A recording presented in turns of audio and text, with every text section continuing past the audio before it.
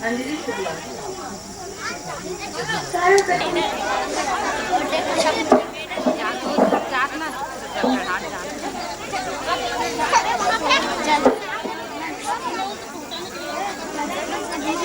अरे आप लोग सुनिए, ऐसा नहीं, ऐसा नहीं, ऐसा नहीं, ये ऐसा नहीं, बीच में जाइए। अभिनंदन स्वागत है आज यह रामनगर गुरुदेव आपका अभिनंदन स्वागत है।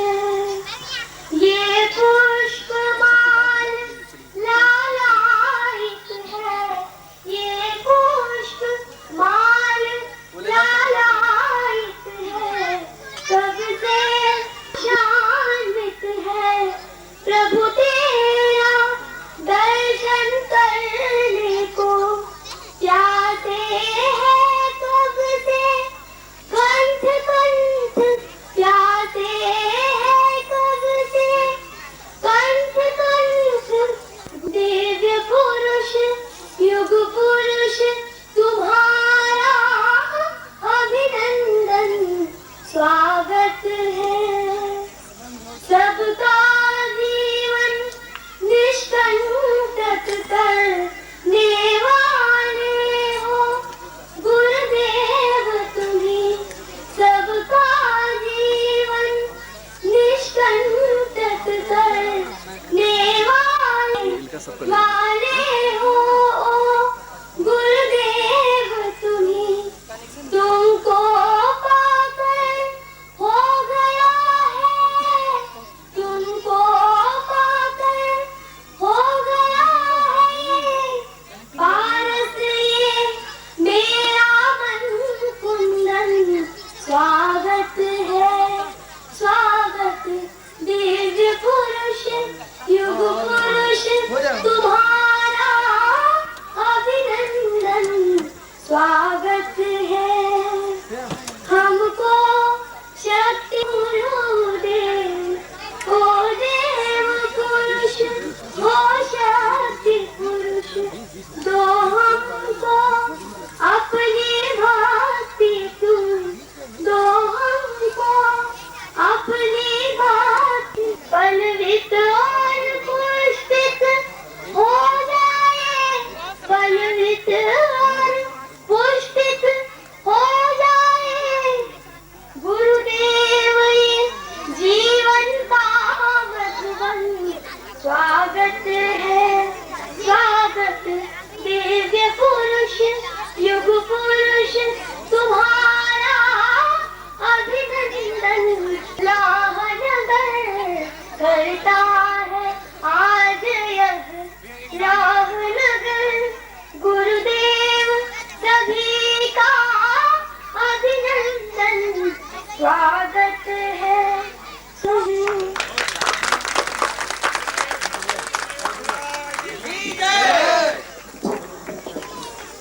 रिदम हमारे हाथ पैर का संचालन है, इसलिए बोला है बल गुरुदेव की, गुरुदेव की, माता जी की, परिवार की।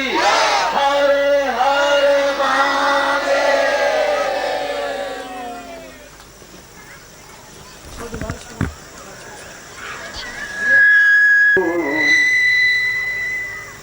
पूर्णोऽथवां पूर्णमदैव तुल्यं देवीं त्वमां भगवतीं भवनेत्ररूपाम्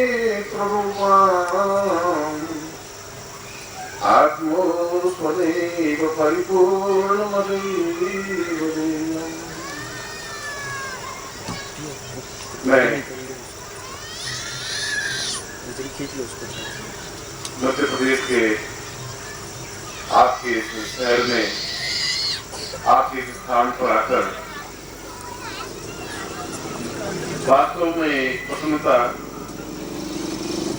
अनुभव लाखों करोड़ों बार हुआ है, होता ही रहा है, होता ही रहेगा। फूलों की मालाएं भी लाखों बार पहनाई गई हैं और पहनी गई हैं, मगर आप लोगों का जो एक चेहरे पर प्रेम है, एक सम्मान का भाव है, जो आगे बढ़ करके घुड़स करके गुरु चरणों में लिपटने की जो भावना है और उनसे सुनने की जो आकांक्षा है, और इन सब का जो मिला जुला भाव आप लोगों के चेहरे पर इस समय भी मैं देख रहा हूँ, वो अपने आप में एक मन को आह्लाद करने वाला है, मन को प्रसन्नता देने वाला है। ऐसा लगता है कि मैं कोई दूसरे शहर में गया ही नहीं हूँ। ऐसा अनुभव हो रहा है कि जैसे सभी लोग मेरे परिवार के सदस्य हैं, बहुत आत्मीय हैं और अपने लोगों के बीच उसी मुस्कुराहट के साथ मैं अपनी बातचीत कह रहा हूँ। बल गुरुदेव की। नवरात्रि तो जीवन के जितनी नवरात्रियां मेरे जीवन में बीती की हैं, संपन्नता भी दी है, पर इस बार नवरात्रि का कुछ विशेष महत्व है मेरे जीवन में भी और आपके जीवन में भी। नवरात्रि का तात्पर्य है ही नहीं कि हम भगवती जगदम्बा की प्रार्थना करें, पूजा करें, उनको हाथ पारिवारिक परेशानियां होती हैं, मन की इच्छाएं होती हैं, वो पूरी नहीं हो पाती हैं, जो भौतिक जितनी भी न्यूनताएं हैं, इस नवरात्रि के बारे में जो मैंने श्लोक बोला है, उस श्लोक में ये बताया गया है कि पहले 5 दिन तो अपने जीवन की इन सारी न्यूनताओं को हम पूरे वर्ष भर प्रयत्न करके भी मिटा नहीं पाए। हमने प्रयत्नों से अपना कर्जा नहीं मिटा पाए, हमने प्रयत्नों से अपने रोग को मिटा नहीं पाए, और अपने पूरे साल भर प्रयत्न करने के बाद भी हमारे जो मन में कुछ इच्छाएं नहीं होंगी वे पूरी नहीं हो पाई।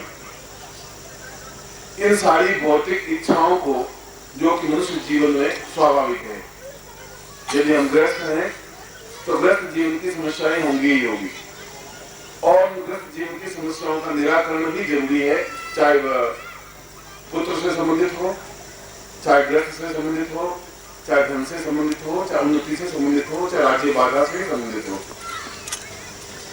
वो 5 बाधाएं या 5 दिन इसलिए है कि उन सारी समस्याओं का समाधान प्राप्त कर ले,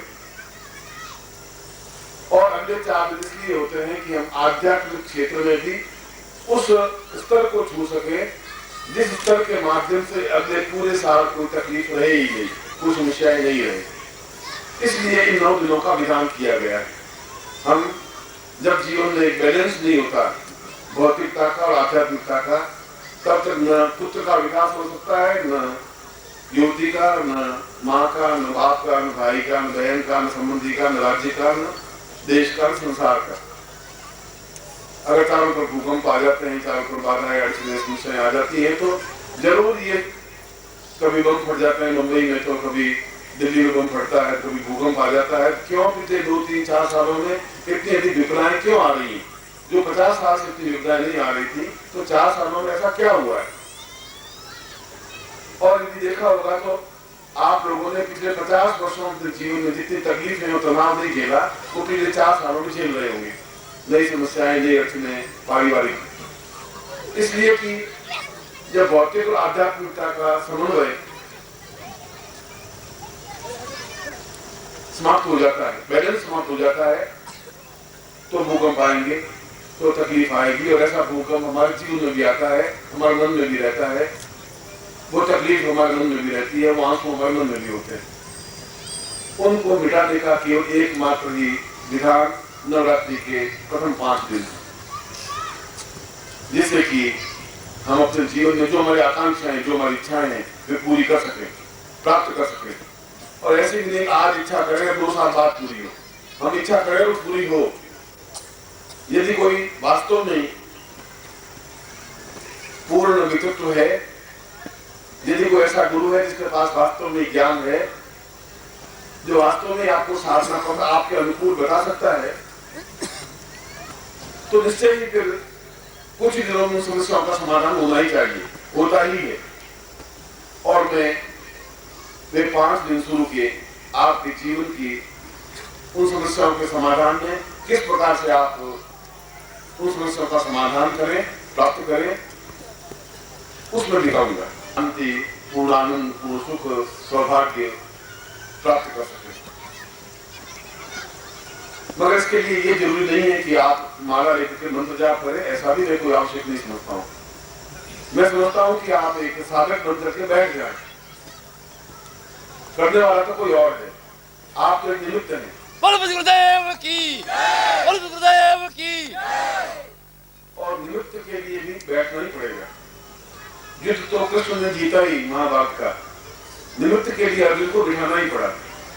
वह केवल उसका युद्ध करने के लिए न अर्जुन में इतनी शक्ति थी कि सारी उस पांडवों के और कौरवों की सेना को समाप्त कर सके, न अर्जुन में इतनी अधिक क्षमता थी। वह एक निमित्त था। और इस नवरात्रि के दिनों में भी मैं तो आपको निमित्त मान करके आह्वान दे रहा हूँ, बुला रहा हूँ।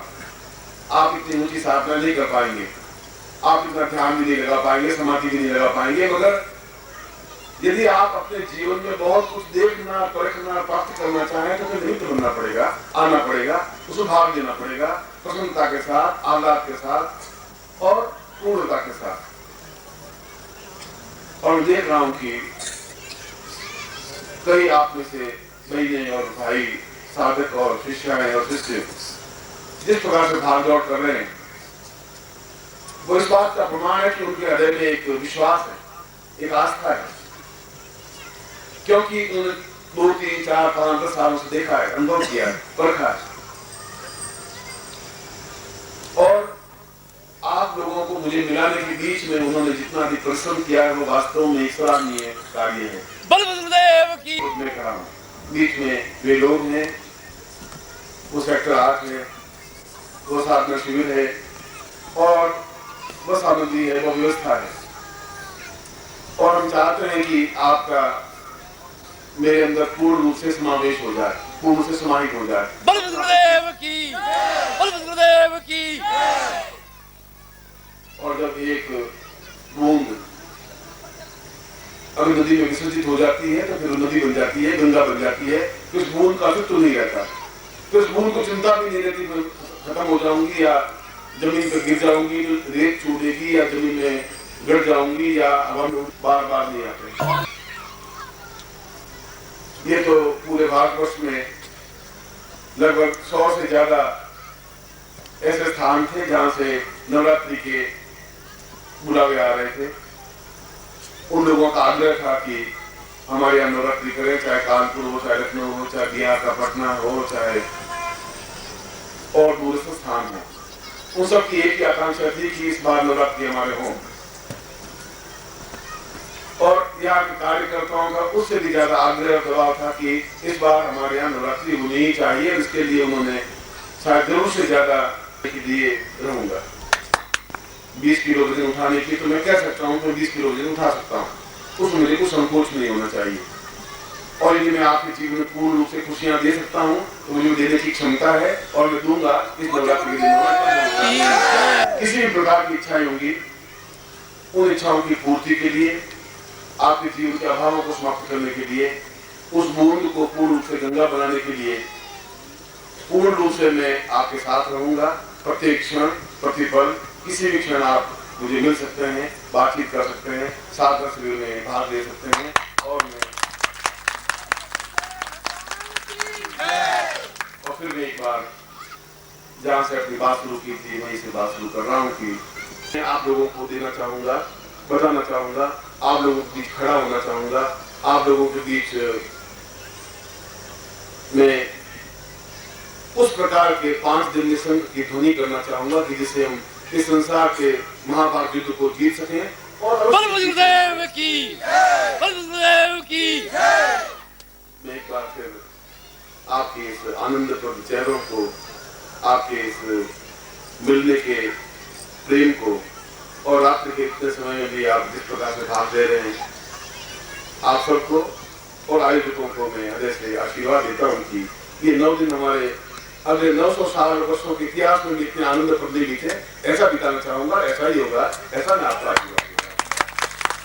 कहा जाता है कि भले ही हमारे सूर्य की रोशनी खत्म हो जाए, चंद्रमा की शीतलता खत्म हो जाए, कुबेर का भंडार खत्म हो जाए, परंतु योगीराज प्रातः स्मरणीय निखिलेश्वरानंद जी महाराज के मुंह से निकला हुआ शब्द कभी खाली नहीं गया है। और जब उन्होंने यह आशीर्वाद यहाँ पर दिया है, जब उन्होंने यहाँ पर घोषणा की है, तो इसमें कई निसंदेह कि कहीं कोई गुंजाइश नहीं है।